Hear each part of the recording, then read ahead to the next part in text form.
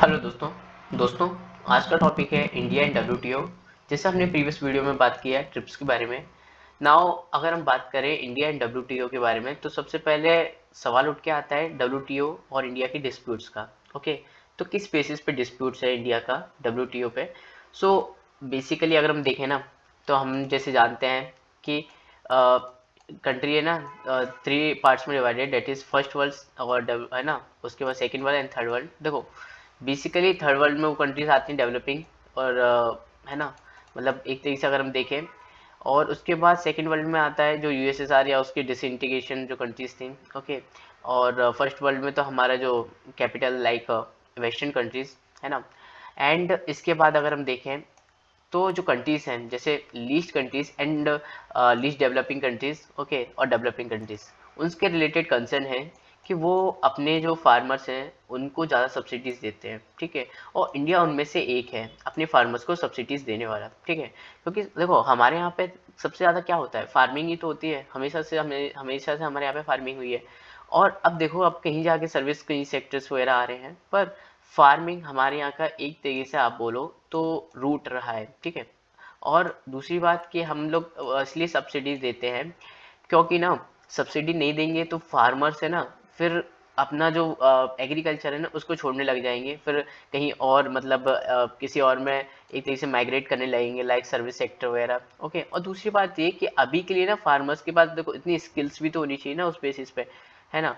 तो इसी वजह से ना कि उनको सब्सिडी देना बहुत ज़रूरी है, और ऊपर से बाहर का जो प्रोडक्ट है वो डोमिनेट ना कर जाए इंडिया में, ठीक है। तो इस बेसिस पे अगर हम देखें तो यहाँ पे निकल के आता है ट्रिम्स। ट्रिम्स मतलब देखो, ट्रिम्स एक ट्रेड रिलेटेड एग्रीमेंट था इन्वेस्टमेंट एंड मेजर पे। डब्ल्यूटीओ ने बोला था कि सारी कंट्रीज मतलब जो फॉर्मेट होस्ट कंट्रीज है ना, दैट मीन्स कि सभी कंट्रीज को ना अलाउ करना पड़ेगा फ्री फ्लो ऑफ इन्वेस्टमेंट, ठीक है। क्योंकि सारी कंट्रीज इक्वल है, इस बेसिस पे सारी कंट्रीज को अलाउ करना पड़ेगा इन्वेस्टमेंट।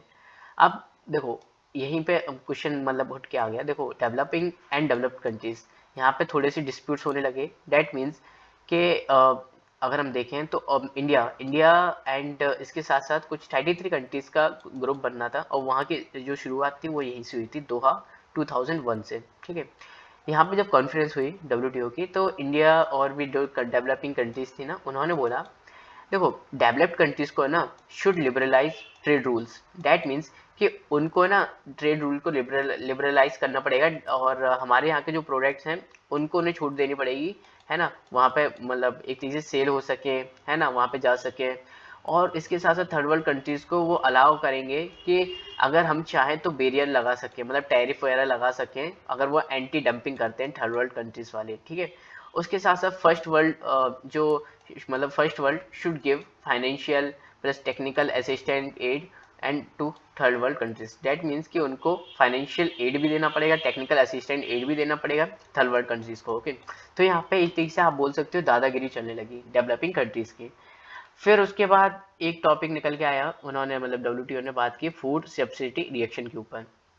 देखो इसमें बात की कि डेवलप्ड कंट्रीज ना 5% देंगे टोटल प्रोडक्शन, मतलब सब्सिडीज देंगी 5% of total production. Developing countries देंगी 10% ऑफ टोटल प्रोडक्शन, ओके। अब देखो 1986 के टाइम पे अगर हम बात करें तो उसी टाइम की बात कर रहे हैं हम। सो वहीं के उसके अराउंड के जो भी एक तरीके से आप बोल सकते हो जो भी रेट वगैरह है। सो बेसिकली अगर हम देखें तो क्या हुआ करता था, डेवलपिंग कंट्रीज है ना, मतलब अगर हम देखें यहाँ पे डेवलपिंग कंट्रीज 1000 एक तरीके से 1000 प्रोडक्ट बना रहे हैं, ठीक है, प्रोडक्शन उनका। हमारी डेवलपिंग कंट्रीज में कितना है 50%, ओके। अब हम इसका 10% निकालेंगे तो कितना होगा यहाँ पे, आप बताइए। देखो यहाँ इनका अगर 5% निकालेंगे तो निकल के आएगा अपना 50, ओके। इनका अगर 10% निकालेंगे तो निकल के आएगा 5। बेसिकली सब्सिडी कहाँ ज़्यादा जा रही है ना। तो ये अगर हम ये 1000 जो प्रोडक्ट है हमारे यहाँ पे आएंगे और कम सब्सिडी में तो इनका ज़्यादा डोमिनेंस हो जाएगा, ज़्यादा डोमिनेंस होगा तो हमारे यहाँ पे फिर हम लोगों का जो भी आप बोल सकते हो जो कैपिटल रिजर्व्स वगैरह वो कम होगा, इकोनॉमिक क्राइसिस आएंगे, राइट। तो इस ये चीज़ें ना हो इस वजह से ये चीज़ें बोली गई हैं, ओके। तो डेवलपिंग कंट्रीज़ का भी यहाँ पे एक फिर से इशू आ गया। फिर क्या हुआ 2013 में एक कॉन्फ्रेंस हुई थी बाली, पीस क्लॉज आया यहाँ पे, पीस क्लॉज जिसके बारे में हम बात करते हैं। पीस क्लॉज यहाँ पे कि कुछ चीज़ों या कुछ लिमिट को ब्रीचेस करके, ओके, ब्रीचेस कर सकते हैं उसमें।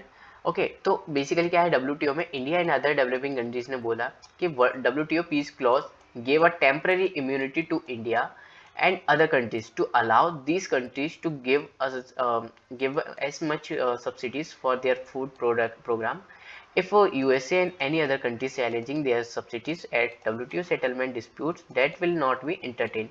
That means कि आप चाहें तो आप सब्सिडीज ज़्यादा दे सकते हैं, कोई दिक्कत वाली बात नहीं, क्योंकि आपके यहाँ पे एक तरीके से ज़्यादा कुछ खास डेवलप तो है नहीं है, तो आप सब्सिडीज दे सकते हैं। अगर डब्ल्यूटीओ में कोई भी ऐसा कुछ यूएसए वगैरह या अदर कंट्रीज अगर इस पर सवाल उठती हैं तो हम उसको डिस्प्यूट सेटलमेंट बॉडी में नहीं लेके आएंगे और इंटरटेन नहीं करेंगे, ठीक है। तो आपने जैसे देखा कि डिस्प्यूट सेटलमेंट बॉडी थी, राइट। इसके साथ साथ अगर हम देखें 2015 में एक नैरोबी ओके मतलब कॉन्फ्रेंस हुई थी, तो उसमें देखो यहाँ पे एक एग्रीड हुआ था, डेट मीन्स एग्रीमेंट हुआ था एसएसएम पे, स्पेशल सेफ गार्ड मैकेनिज्म पे। इसमें बोला गया कि इंडिया और भी जो डेवलपिंग कंट्रीज हैं वो टैरिफ लगा सकते हैं, स्पेसिफिक पीरियड तक ये चलेगा, ठीक है। मतलब वेस्टर्न कंट्री जो एंटी डंपिंग कर रहे हैं, राइट। तो बेसिकली और कंट्रीज जो डेवलप्ड कंट्रीज हैं डेवलपिंग कंट्रीज में एंटी डंपिंग कर रहे हैं, राइट। तो बेसिकली उस पर आप टैरिफ लगा सकते हो और ये स्पेसिफिक पीरियड के लिए बोला गया है, और वो स्पेसिफिक पीरियड टाइम एक तरीके से डिफाइन नहीं किया गया है। 2017 में ब्यूनॉस हुआ था, okay Buenos Aires, that means Argentina की ये जो कैपिटल है, ओके। सो इसमें क्या हुआ था, peace clause and SSM, okay ये दोनों बोला गया एक्सटेंड कर दिया गया है ना इनफाइनाइट टाइम तक, ओके। पीस क्लॉज लिमिट को ब्रीच कर सकते हैं, एसएसएम टैरिफ लगा सकते हैं, राइट। तो इन दोनों को एक्सटेंड कर दिया गया था, ओके इनफाइनाइट टाइम तक। G33 जिसमें अगर हम देखें तो ये डब्ल्यूटीओ मतलब जो ग्रुप है डेवलपिंग कंट्रीज का डब्ल्यूटीओ में, ठीक है ना। इसको लीड करता है इंडिया एंड चाइना। इन्होंने क्या बोला डेवलपिंग कंट्रीज ने कि आप जो बोलते हैं ना ट्रेड डिस्टॉर्टिंग जो सब्सिडीज है, राइट, और ट्रेड डिस्टॉर्टिंग जो आता है मतलब नॉट कंसिडर्ड मतलब एम्बर बॉक्स में आता है, उनको हम कंसिडर नहीं करते, उसको हम मानते नहीं कि ट्रेड डिस्टॉर्टिंग सब्सिडीज वगैरह है, ओके। तो आप जिसके बारे में बात कर रहे हैं हम नहीं मानते। दूसरा पब्लिक स्टॉक होल्डिंग के बारे में आप बात कर रहे हैं कि नहीं करेंगे, हम करेंगे, पब्लिक स्टॉक को भी होल्ड करेंगे, मीन्स कि गवर्नमेंट कुछ स्टॉक्स को होल्ड करते हैं ना, वो हम करेंगे, ठीक है। ये डिस्प्यूट्स है। अब डिस्प्यूट्स इसमें भी है MFN के ऊपर, that is most favoured nation के ऊपर। अब देखो डब्ल्यूटीओ बोलता है कि सारे नेशंस को बराबर रखिए, सभी पे इक्वल टैक्स लगाइए, सब कुछ ऐसा। तो मोस्ट फेवर्ड नेशन में क्या है कि जैसे इंडिया मतलब जापान ने इंडिया की हेल्प करी, ठीक है।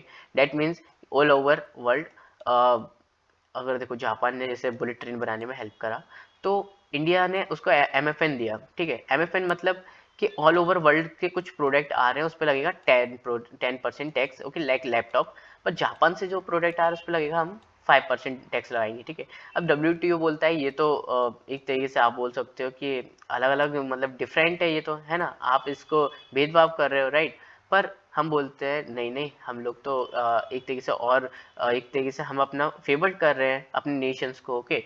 सो नेशनल ट्रीटमेंट अगर हम देखें, नेशनल ट्रीटमेंट क्या, देखो treating foreigners and local equally, ये डिस्प्यूट्स है डब्ल्यूटीओ बोलता है कि आपको ना नेशन ट्रीटमेंट एंड फॉरेनर और लोकल को इक्वली ट्रीट करना चाहिए, है ना।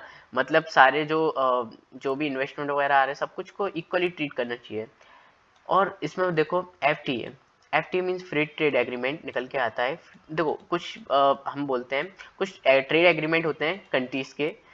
पहला आता है partial scope agreement. Partial scope agreement होता है जिसमें कुछ लिस्ट मतलब कुछ स्मॉल लिस्ट होती है गुड्स की, ओके। गुड्स आपके पास 200 आ रहे हैं तो उसमें से कुछ स्मॉल लिस्ट होगी, लिस्ट वगैरह होगी गुड्स की, जिसमें टैरिफ को रिड्यूस किया जाता है, ओके कंट्रीज के बीच में। और प्रेफरेंशियल ट्रेड एग्रीमेंट या फिर फ्री ट्रेड एग्रीमेंट पे बोलते हैं कि जो बेसिकली लो टैरिफ हो जाता है सभी प्रोडक्ट्स पे, या फिर नो टैरिफ हो जाता है, कोई टैरिफ नहीं लगेगा या फिर लो लगेगा, ओके। उसके बाद आता है कि cepa, that means compressive economic partnership agreement, जिसमें फ्री ट्रेड होता है दोनों कंट्रीज के बीच, रिलैक्स इन्वेस्टमेंट आ सकता है, इन्वेस्टमेंट आ सकता है, ओके। उसके बाद रिलैक्स मूवमेंट ऑफ वर्कर्स, है ना, वर्कर्स भी मूव कर सकते हैं। कस्टम यूनियन, जैसे आपने यूरोपियन यूनियन के बारे में बात किया होगा, है ना, सुना होगा, अभी उसके बारे में बात नहीं करते नाउ। कस्टम यूनियन के बारे में बात करें तो फ्री ट्रेड एग्रीमेंट होता है, ओके। और इसके साथ साथ कॉमन एक्सटर्नल टैरिफ होता है, okay. Common external tariff means देखो बेसिकली क्या होगा कि हम जो ग्रुप की कंट्रीज है ना उन पे तो फ्री ट्रेड रहेगा कि हम लोग अपनी आपस की कंट्रीज में कोई भी चीज़ें विदाउट टैरिफ के हम भेज सकते हैं। पर बाहर से कोई दूसरी उसका मेंबर्स नहीं है, उनकी कंट्रीज से अगर कोई सामान आ रहे हैं तो उसमें कोई भी कंट्रीज में आए, हमारी ग्रुप की कंट्रीज में आए, उसमें एक कॉमन टैरिफ लगेगा, ठीक है। उसके बाद जैसे आसियान एक कंट्री है, ओके, सो आसियान एक एग्जांपल हम ले सकते हैं। कॉमन मार्केट देखें, कॉमन मार्केट मीन्स तो कस्टम यूनियंस होगा, okay, free trade agreement and common external tariff. इसके साथ साथ ना factor of production move freely, that means कि इसके साथ साथ ना कि हमारे यहाँ के वर्कर्स भी फ्रीली मूव करेंगे, ओके, प्रोडक्शन होगा, ओके। एंड इसके साथ साथ हम देखो इकोनॉमिक यूनियन, इकोनॉमिक यूनियन मतलब इकोनॉमी, ओके, एक रहना, डैट मीन्स देखो कॉमन मार्केट रहेगा जिसमें हमने देखा कि वर्कर्स वगैरह भी मूव कर सकते हैं ईजिली, राइट। और इसके साथ फ्री ट्रेड एग्रीमेंट, कॉमन एक तरीके से हम बोलें तो टैरिफ लगेगा, राइट। बट इसके साथ साथ कॉमन करेंसी भी होगी। कॉमन करेंसी मीन्स जैसे यूरो, राइट। तो यूरो हम जैसे यूरोपियन यूनियन में देखते हैं उनकी कॉमन करेंसी है, राइट। फ्री ट्रेड मतलब अगर हम देखें फ्री ट्रेड है, इसके साथ साथ उसमें देखो factor production of move freely है, राइट। तो ये सभी चीज़ें हैं। डब्ल्यूटीओ में ना वन वोट वन कंट्रीज है। बट बाकी आईएमएफ में अगर हम देखें, वर्ल्ड बैंक में देखें तो देखो बेसिकली क्या है कि अलग अलग सभी लोगों का अलग अलग प्रोपोर्शनल लेवल का आप बोल सकते हो वोट है। यूएसए जैसे 7.5% का एग्जिस्ट करता है, मतलब होल्ड करता है, राइट, वोट। तो बेसिकली क्या है 85% होना चाहिए टू पास द बिल, है ना। तो यूएसए नहीं चाहेगा तो वो कोई भी बिल पास नहीं हो सकता, ओके। सो हमने आज देखा इस वीडियो में कि क्या क्या है food subsidy reaction, WTO and India का डिस्प्यूट्स, राइट। सो मिलते हैं अपनी नेक्स्ट वीडियो में। Thank you so much guys.